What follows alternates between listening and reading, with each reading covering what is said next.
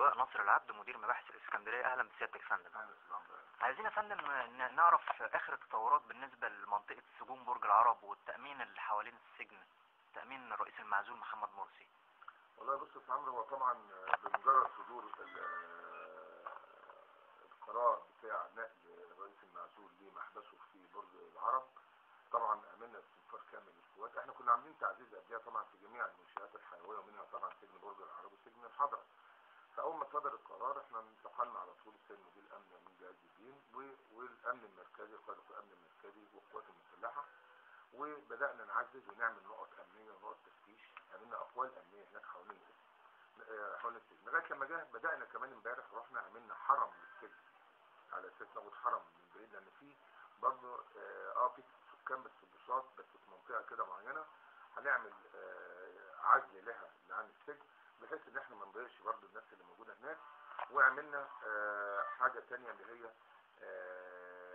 نعمل نقط تفتيش بعيد مع التعزيزات الامنيه. صراحه القوات المسلحه متعاونه جدا معانا في هذا الكلام. قوات الامن المركزي حطت انا ضباط مباحث ايضا هناك على النقط التفتيشيه دهيت.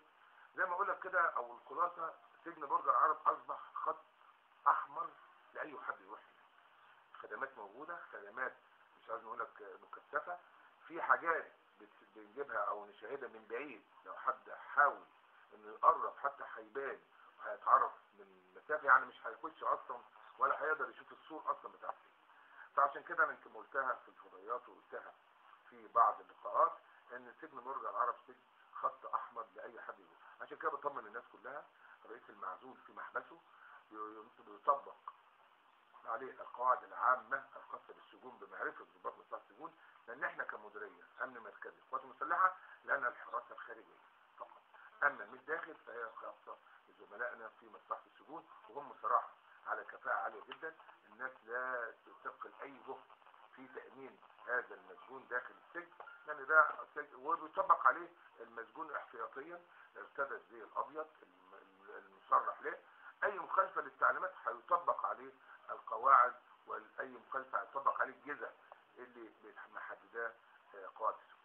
رأي حضرتك يا فندم في التسريبات اللي بتخرج من السجون ان المعزول دخل المستشفى اكل جمبري، الحاجات اللي احنا بنسمعها دي؟ والله يا استاذ عمرو، امبارح في احد القنوات سالوني هذا السؤال، فانا رديت الاجابه المقنعه اللي انا مقتنع بها. كل هذه عباره عن اجتهادات بيقولوها بعض الاشخاص، بيجتهد ده نام ازاي، ده صح ازاي، ده كان ايه، اجتهادات كلها، لكن مفيش تسريب اي معلومه من داخل السجن. الراجل موجود في الحجره اللي حاليا اللي موجود فيها لحين نقله لزنزانه اخرى بيتم تجهيزها، لكن الاكل ملتزم بيه عادي جدا، بياكل وبيشرب، لا تعبان صحيا ولا مضرب عن الطعام زي ما طلعت الاجتهادات. لا طلب جمبري ولا طلب، التزم باكل السجن، التزم بالاكل اللي هو يطلبه او الاكل اللي ممكن يطلبه من كانتين الخاص بالسجن. مفيش الكلام ده، كلها اجتهادات كويس، بيتحط عليها شويه ملح كده وفلفل عشان تظهر مثلا يعني اي حد عايز يظهر خبر يظهره بمظهر، يعني يتقال ان ده كان كذا، ده نام على جنبه اليمين، لا ده نام على جنبه الشمال. حاجات طبعا يعني اتمنى خلاص ده راجل بينفذ عليه القانون زي اي سجين موجود ملتزم بتعليمات السجون، هينفذ عليه القواعد العامه المخصصه او المحدده للمسجونين احتياطي. لذلك لما بدا كان هيلبس البدله الزرقاء ولا الحمراء، دي حاجه بعد كده لها حدود. لكن صراحه ضباط مصلحه السجون هناك مفيش تسريب اي معلومات، في ناس مخصصه للحراسه عليه والكلام ده، مفيش الكلام ده خالص، كلها اجتهادات. واحد عايز يجتهد في الكلام ده، طلب هو طبعا شايف الكلام ده، طلب جمبري وطلب سمك، ده ما رضاش ياكل، ده ما رضاش يشرب، حاجات كلها اجتهاديه اللي ما نقدرش نقول عليها ولا عمرها تتسرب من داخل السجن. رجل الشارع البسيط يا فندم بيقول ان محمد مرسي الرئيس المعزول لما جه اسكندريه اصبح هناك خطر على الاسكندريه، وان هناك نحس يطارد الاسكندريه، وهي كلها يعني عبارات تتردد في الشارع. عايزين نعرف مدى ده وارتباطه بالجرائم التي تقع في المناطق اللي فيها تواجد اخواني، القرى بتاعت بنجر السكر. هل التواجد الاخواني هيبقى فيه استنفار امني تجاهه ولا هيحدث ايه؟ هو طبعا سجن برج العرب فيه عدد كبير، انت عارف اكبر محافظه تم ضبط اخوان فيها فعلا. هناك عدد كبير مش عايز اقول رقمه، يعني كان عدد كبير وحاصرينه، في منهم كمان قيادات يمكن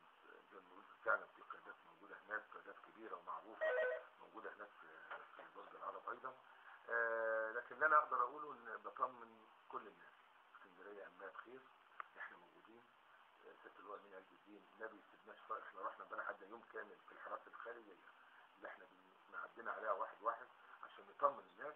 لا، سجن برج العرب من السجون اللي فيها تشديد حراسه ومشدد الحراسه عليه، لان في عدد برضه مش سهل جنائي والاخوان، ففي عدد كبير مؤمن تامين جيد جدا، بعيد عن اي مخاطرات او اي كلام يتقال ان ممكن يقتحم، ممكن يجي يمين، ممكن حد يجيله شمال، دي استحاله.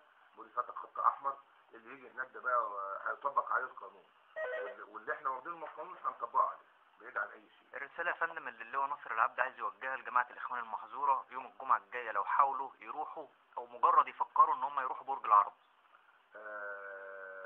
يفكروا مليون مرة قبل ما يخطوا حتى بداية الصحراوي، مش برج العرب، بداية الصحراوي. سجن برج العرب خط أحمر لمن يعني يفكر أو تسول له نفسه إن ممكن يروح أو يبص حتى على السجن. سجن مؤمن كويس، مش سجن فقط على بعد من السجن. الحمد لله في أجهزة وفي حاجات احنا مستخدمينها لبيان أي عنصر أو أي حد يختار. اللي رايح هناك دلوقتي عارفين مين اللي ليه حاجة أو حاجة قانونية بيروحها، غير كده مش هيشوف السجن ولا هيقدر يعدي من السجن وهينفذ عليه القانون بالظبط. سيادة اللواء شكرا جزيلا لساعتك.